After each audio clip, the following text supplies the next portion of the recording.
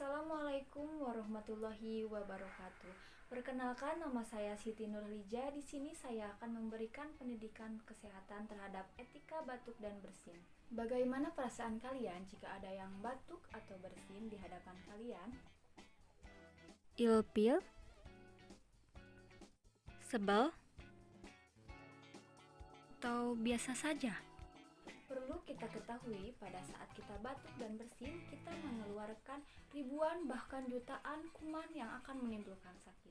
Oleh karena itu, kita wajib menerapkan etika batuk dan bersin agar kita tidak menularkan kuman penyakit kepada orang lain atau orang di sekitar kita.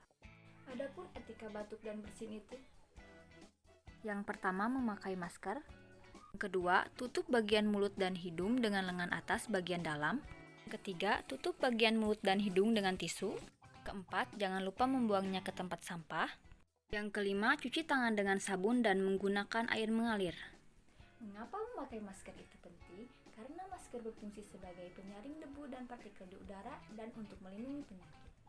Sekian promosi pendidikan kesehatan dari saya, semoga bermanfaat. Wassalamualaikum warahmatullahi wabarakatuh.